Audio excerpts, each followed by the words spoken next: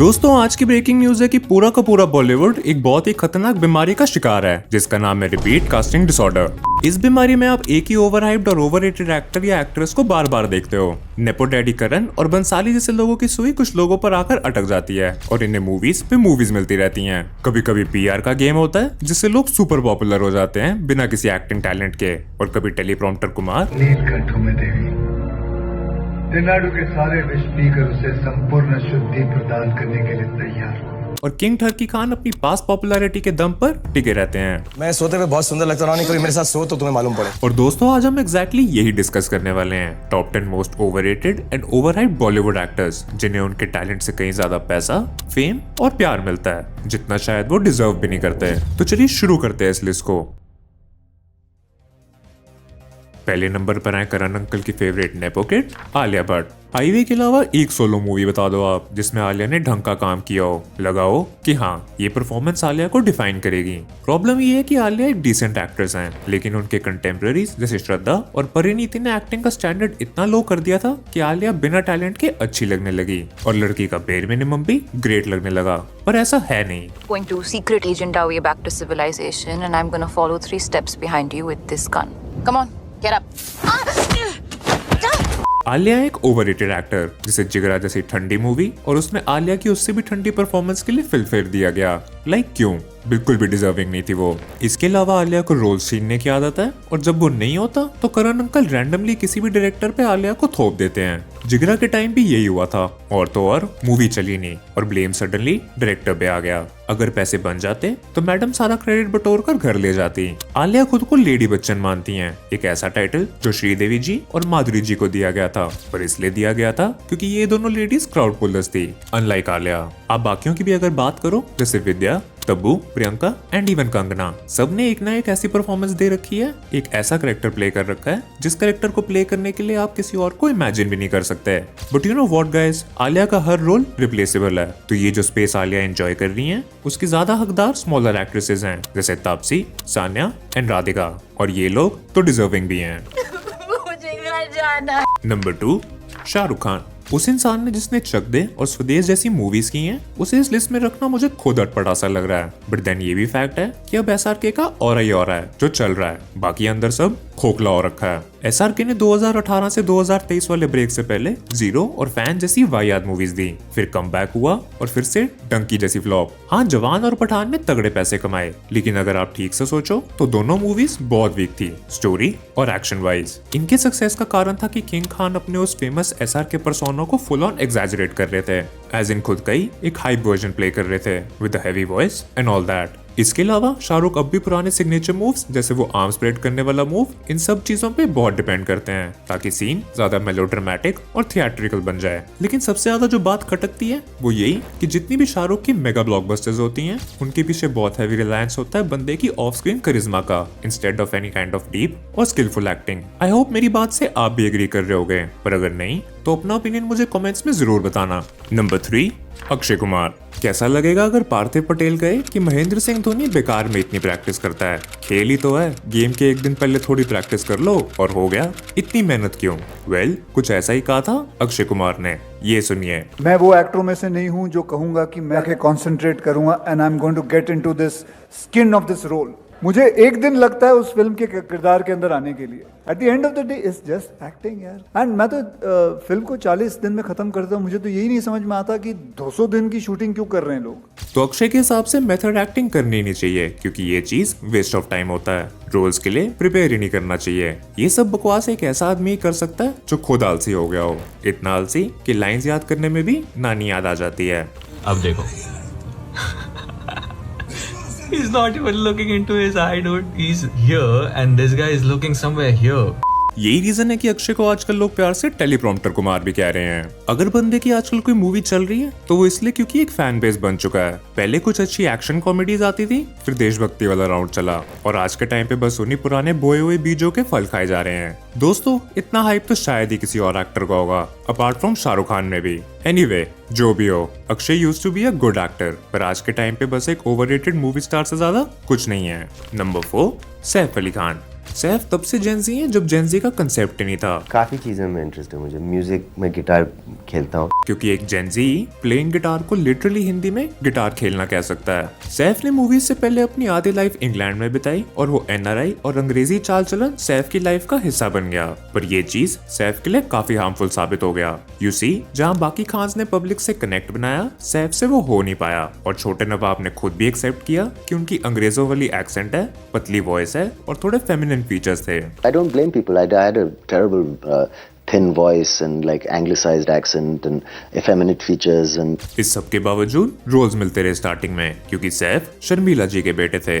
भले ही बाद में उन्होंने ओमकारा और लाल कप्तान जैसी मूवीज करी, पर सैफ कभी सोलो मूवीज में रिपीटेड हिट्स नहीं दे पाए। इनफैक्ट सैफ ने अपने करियर में 32 फ्लॉप्स दिए हैं और बस 8 हिट्स, यानी 4/1 का रेशो। फिलहाल सैफ के लाइनअप में हैवान है और रेड चिलीज की कर्तव्य, जो रिसेंटली रिलीज हुई है। लेकिन फिर भी अगर सैफ को आज भी मूवीज मिल रही हैं, तो पुराने फेम और पीआर की वजह से।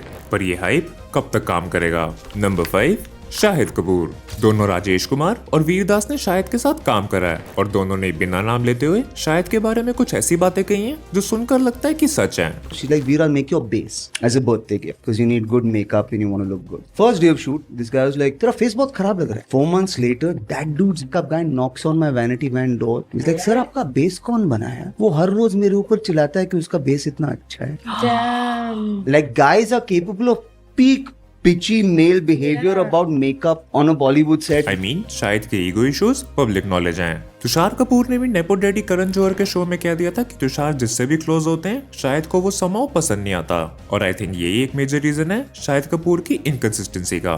कबीर सिंह के अलावा शाहिद की लास्ट सोलो हिट मूवी थी 2007 की जब वी मेट, उसमें भी इम्तियाज अली का बड़ा हाथ था। अभी रिसेंट टाइम्स में ओ रोमियो फ्लॉप हो गई, देवा फ्लॉप हो गई, सेम विद जर्सी, बत्ती गुल मीटर चालू, रंगून। मैं ये नहीं कह रहा कि बॉक्स ऑफिस डिसाइड करता है किसी एक्टर का टैलेंट, पर शाहिद ने कुछ खास एक्टिंग भी तो नहीं करी। हर मूवी में या तो वो हैदर वाला कैरेक्टर वापस पोर्ट्रे कर रहे हैं या फिर कमीने वाला, और यही कुछ रोल्स थे जिसकी वजह से शायद आज भी रेलेवेंट है और हाइप बनी हुई है, वरना रिसेंट 5 साल की मूवीज में कुछ खास मजा तो नहीं आ रहा।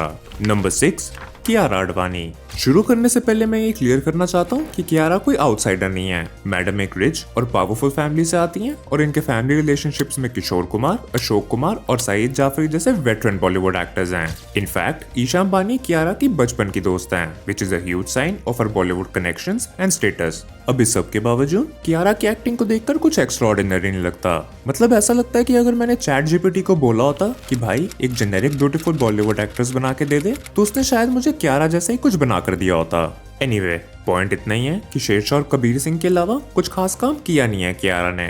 इनफैक्ट जब कबीर सिंह में बंदी स्टूपिड और डम और शांत बिहेव कर रही थी, मुझे लगा था वो स्क्रिप्ट की वजह से है, फिर पता चला ये तो कियारा का डिफॉल्ट ही है। By the way, great acting के नाम पर इनके लवर ने घुमा घुमा के खाई में फेंक दिया था इन्हें एक बार।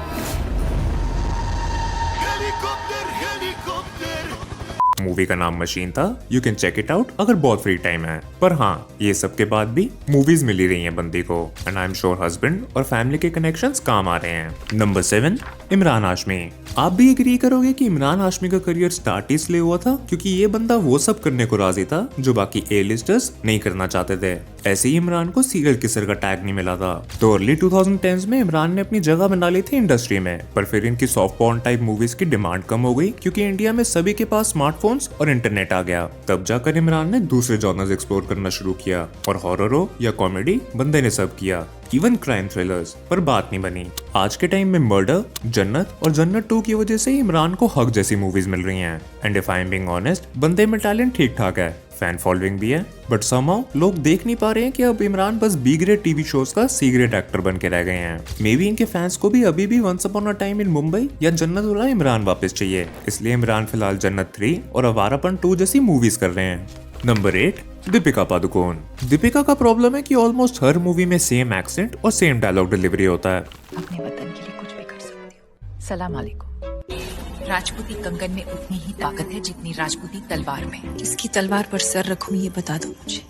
इंडिया का कैप्टन बन गया। मतलब पाकिस्तानी स्पाई या बुंदेलखंड के राजा की बेटी पे साउथ इंडियन एक्सेंट थोड़ा वियर्ड सा लगता है, नहीं? मोरओवर दीपिका की जब भी कोई मूवी ठीक ठाक चली है उसके पीछे किसी बड़े एक्टर या डायरेक्टर का हाथ रहा है, as in Shahrukh, Ranveer, Bhansali etcetera, वरना इनके बिना कहाँ कुछ कर पाई है ये लड़की। प्लस कोई भी ऐसा रोल नहीं रहा है जो मिस पादुकोण का डिफाइनिंग रोल हो, लाइक प्रियंका इन बर्फी और करीना इन जब वी मेट। भाई इवन आलिया के पास हाईवे जैसी मूवी है, पर दीपिका पादुकोण क्या तुम्हारे पास? And despite all this DP के अराउंड एक हाइप बन चुका है कि वो मॉडर्न टाइम्स की सबसे ग्रेटेस्ट एक्ट्रेस हैं। ऑफ कोर्स इसका पूरा का पूरा श्रेय डीपी के पीआर को ही जाता है, जो कि बहुत टॉक्सिक है दोस्तों।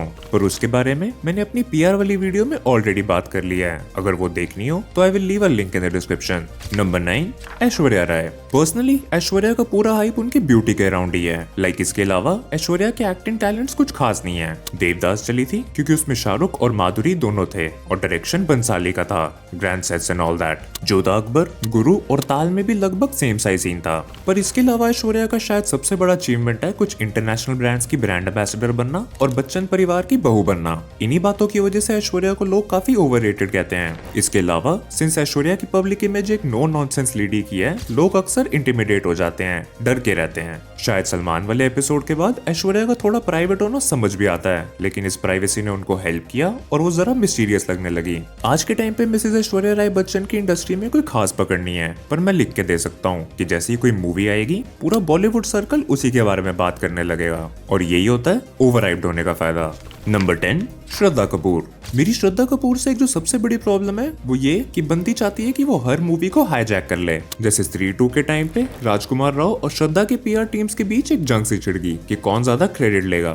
इनफैक्ट अपार शक्ति खुराना ने तो पब्लिकली कह दिया था कि ये सारे पीआर वॉर्स अच्छे नहीं लगते, और बंदे ने सही बोला। आई थिंक श्रद्धा तो एकदम फिट बैठती है ओवरहाइप लोगों की लिस्ट में, क्योंकि उनकी पीआर टीम ने इतना हाई बनाकर रखा है। छोड़ दो ये आदत, क्या रखा है इसमें?